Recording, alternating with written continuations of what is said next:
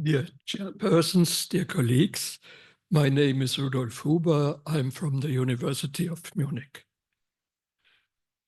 My disclosures demonstrate that some of the thoughts and data are from the committee work on early detection and screening of I-ELCAP, and the last line demonstrates that I'm a clinician who diagnoses and treats patients with malignant thoracic malignancies. We all know the benefits and advantages of chest CT, but there are some limitations and issues, like logistic issues. We have not at all CT systems, also an adequate low-dose CT algorithm. And we need, of course, a multidisciplinary program. These are the graphics from 2020 regarding, on the left side, the CT units in various countries, and on the right side, the number of CT examinations. And you see the huge discrepancy of CTs available in the countries, and also the difference despite the available CTs of the CT examinations. One example from China, you see here, they operate about 45,000 CT scanners, so a reasonable number, but 80% of these CT scanners are concentrated in urban centers like Beijing and Shanghai. Further issue, until now, CT screening is recommended for smoking risk of smoking population. And we know that especially in Asia and in women, there are other reasons for lung cancer, and they are not fully covered until now by the usual programs regarding CT screening. Further on, we have the issue that participation and adherence are crucial, and only a short reminder of the data of the US in 2015 and 16, it has improved, but not a lot. So we still have an issue with this. Now coming to chest X-rays. Chest X-rays are among the most commonly used diagnostic tools in primary care, in outpatient units. The first line cardiopulmonary tool is still chest X-ray. They are widely available through the globe, relatively inexpensive, easily accessible, nowadays digitalized, and we have also a lower level of ionizing radiation. So we have about 2 billion chest X-rays performed annually. In Germany, there are more than 5 million chest X-rays annually. In a typical German university hospital in inpatients, we have about 150 chest X-rays daily. So we have for chest X-rays various indications. It's more or less a screening for cardiopulmonary issues, apart from the functional evaluation. There are no official recommendations for screening of lung cancer, but we have clear recommendations for screening of TB. And in the newest WHO recommendations, they also recommend CAT techniques in addition to chest X-rays. And we have many programs throughout the world for occupationally exposed persons regarding lung diseases. Of course, not only lung cancer, but lung diseases. So The sensitivity for detecting lung cancer is about 80%. We know the regions where cases are missed in the upper lobes, in the hilar regions, or by overlapping anatomical structures. And we know the size limitation, so below 1 centimeter, there are definitely issues detecting lung cancer on conventional chest X-rays.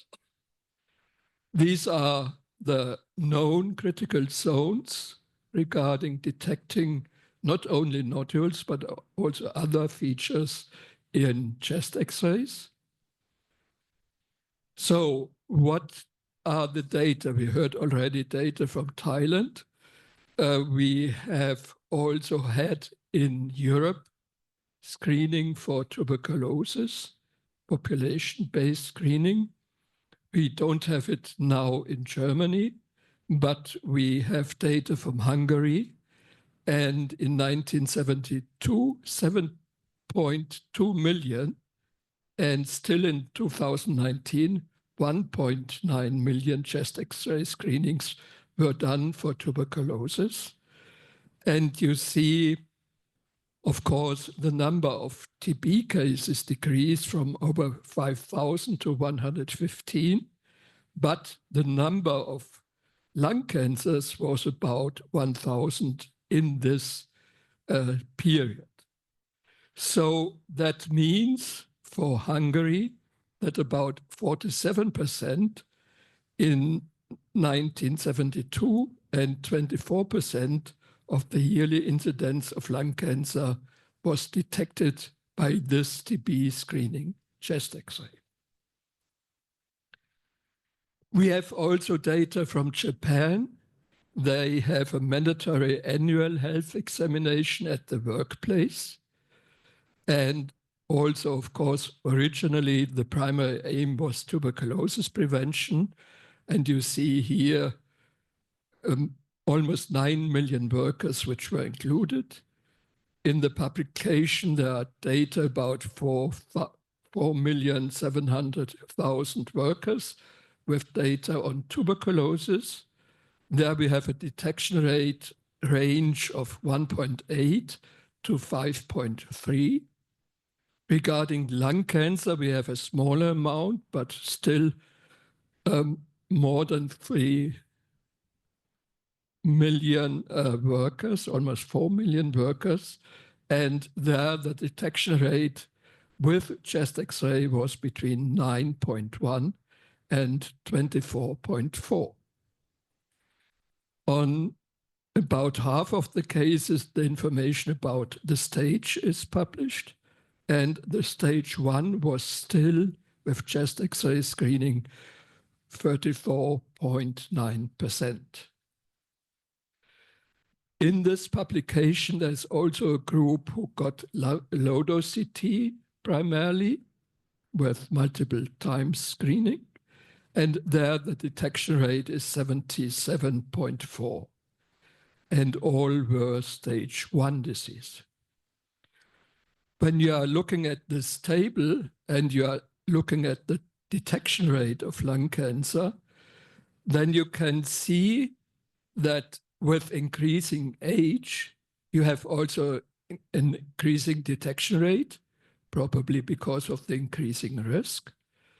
And when you are comparing it with chest CT, then you can see, of course, stage distribution is worse, but nevertheless, it's worthwhile, I believe, to do it. We have no direct data regarding the incidental, so the routine chest X-ray incidental pulmonary nodules, but we have data from the chest CT screening versus incidental pulmonary nodules.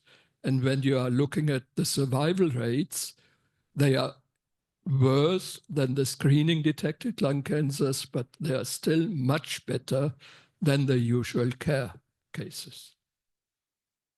And you detect you can include other individuals, and you by this detect other populations with lung cancer.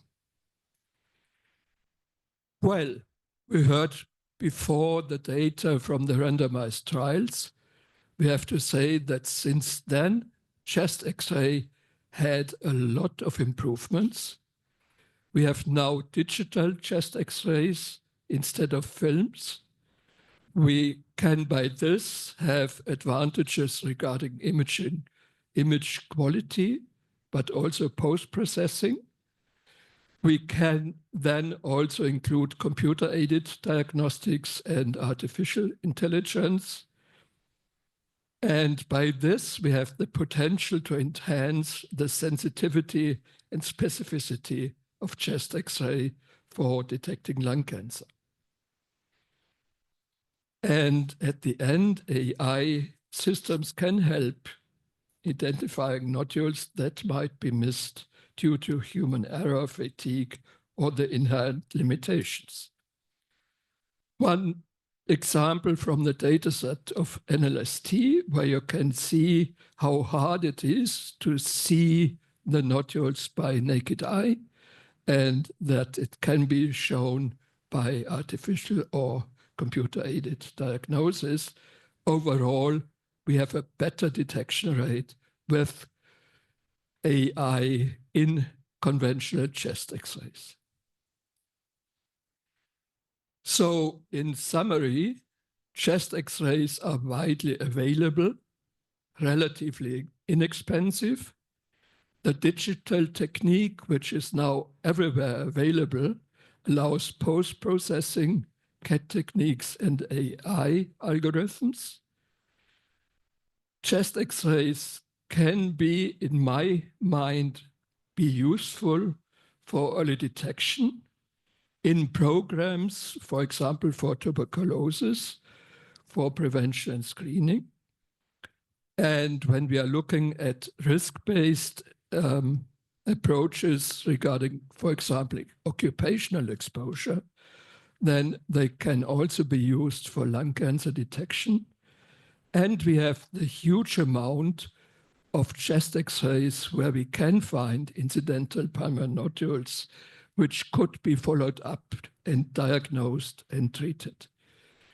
So in my mind, the chest X-rays are an addition to, or even a part of, early detection and screening programs.